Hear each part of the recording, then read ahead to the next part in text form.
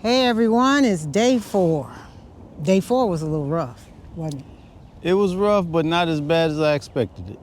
Well, I had a little scare myself.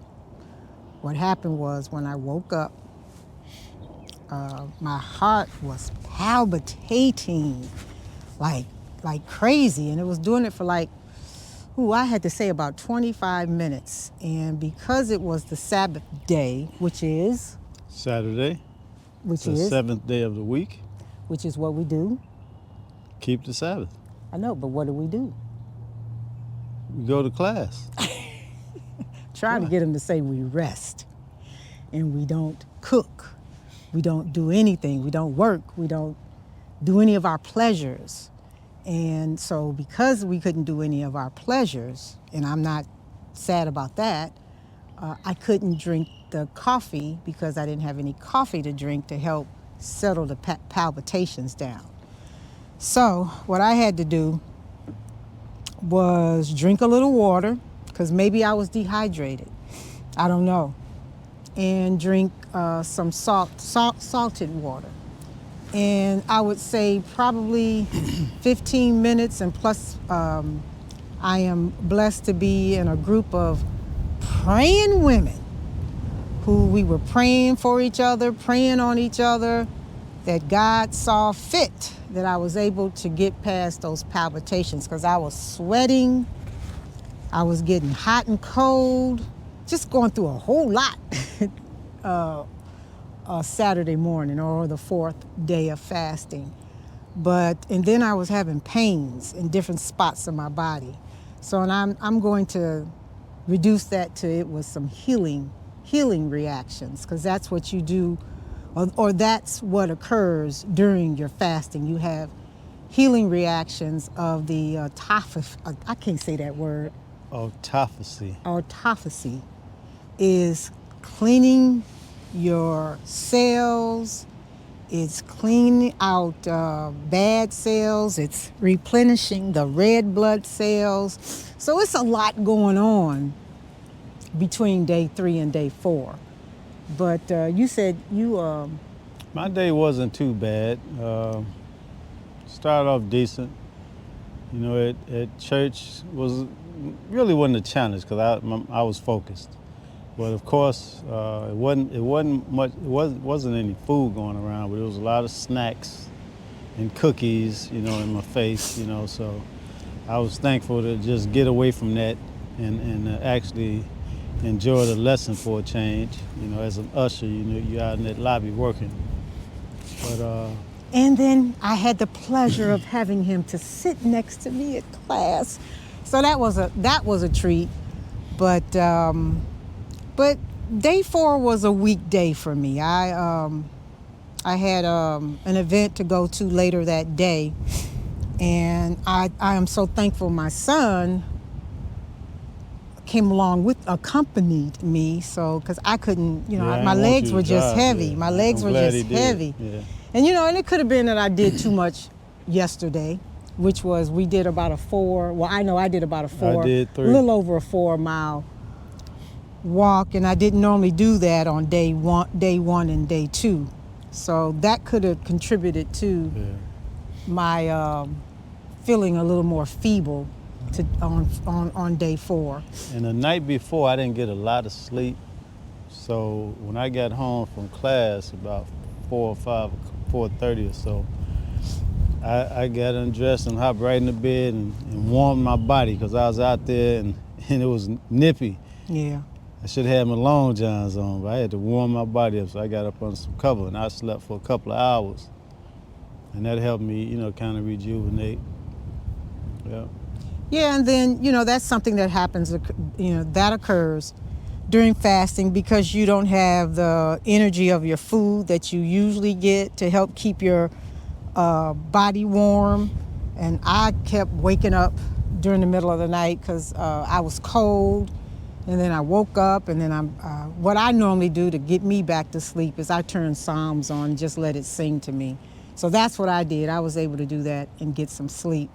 I believe our body is working off of fat right now, right? Yeah, it's working off of fat. Yeah, I've lost about 7 pounds, but my daughter was saying, no, don't get happy about that. And I'm not getting happy about it, but if I'm losing fat, I'm gonna be happy about that. I lost about 7, give or take. In the morning, your weight is going to be as low as possible, and then once you amp up with some water, it'll come back up a little bit. Yeah. So overall, I think I lost about 5 to 7, anywhere between 5 and 7 pounds. So our goal after we finish this fast is to stay on a clean diet. My hubby, which he didn't get a chance to say on day 3, he wanted to say to the men. What did you want to say to the men about prostate cancer? Oh yeah, when you get that diagnosis, thank God it's not a death sentence when you get that diagnosis. And you just gotta look at your options, and see what's best for you. Regardless of what 3 choices you take. Because I understand how, some brothers may want to go the fast route to get it over with so they can get back to their lifestyle, and I respect that. But you just got to look at the options you have. I mean, there's a lot out here. You just got to make some adjustments in your lifestyle for a minute. In my case, it may be for a long minute. That's the only thing about mine. I got to be patient with this. Yeah. But overall, you can survive it. And plus, I was told by one of my brothers that it's a slow process when it comes to prostate cancer. So that's another good thing. It's not like an aggressive cancer. It just depends on what stage you are when you're diagnosed. Now, if one thing about men, and it's a known fact, men don't like to go to the doctor. And a lot of times, things, because we know our bodies, we know something's going on, but we tend to kind of brush it off. And then when it gets to the point where it's really bad, then you go see the doctor, and then you find out, you're at stage 2, 3, maybe even 4, because you just waited too late. So I humbly say to my men, don't put off going to the doctor. Go see the doctor. I mean, at least the Lord gave us doctors for a purpose. Right. They're here. You have to understand the skills they have are all God-given. Now, you still have to advocate for yourself. Yes. Yeah, you got to speak up for yourself and be your own, control your own destiny. And you can take the advice of the doctors, thank them, and then when you go into the privacy of your own home, you make decisions that are best for you. But we want to be clear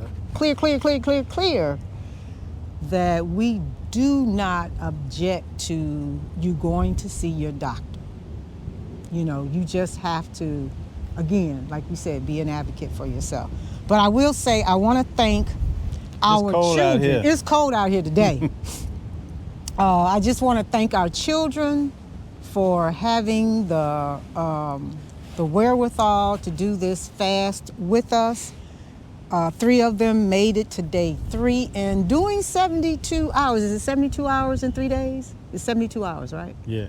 You're going to get some real, you're gonna make a real impact on your body. So we're grateful to them and thankful for them and encouraging all of us to keep going. They're cheering us on from the sidelines, saying, "You go!" But and one of our daughters even went. Yeah, one of them is still 4 going. 4 days and 2 hours. Yeah. Oh, she broke the fast. Yeah. She broke her fast. But, oh, I didn't. But hey, still proud of her. Still very, very pleased with their willingness to forge on. But we have one more day. We at the finish line. We got one more day. Yep. One more day to grill it. But we're gonna be real busy on day 5. I'm gonna be so busy that before we look up, it'll be time to break the fast. So we're gonna, just cruise to the end. But what did I want to say? I just want to say, if you decide to take on an extended fast, one, if you've never done it before, start, like we said, start Prepare, with the prepare. Start with intermittent fasting. You know, take we it did slow. That for like how many days? Grind it. I think we did it for three days. But you know, grind it to start at that beginning. But of course, you know, go see your doctor, because we should be going to see the doctor once a year at least. And you know, have that conversation to make sure, because I could have had a crisis this morning, because if my heart didn't stop palpitating, I would have to say, honey, we got to go. And I was gone. Yeah, I know. I would have called you. Yeah, that would have been. I would have called you and said, hey. But I think one of the things, if I didn't say it earlier, that prayer with my praying sisters, they prayed and things got really better. So prayer is powerful. Yes, it is. So, but I just want to say, it's so beneficial for us to fast. It gives our digestion time to rest. If it's going 24/7, which is what we're doing, we're eating 3 times a day. We're eating snacks in the midst of it. We're going to bed on a full stomach. So while our body should be restoring, it's digesting food that we have put in it late night. So we are counterproductively causing us to get sick.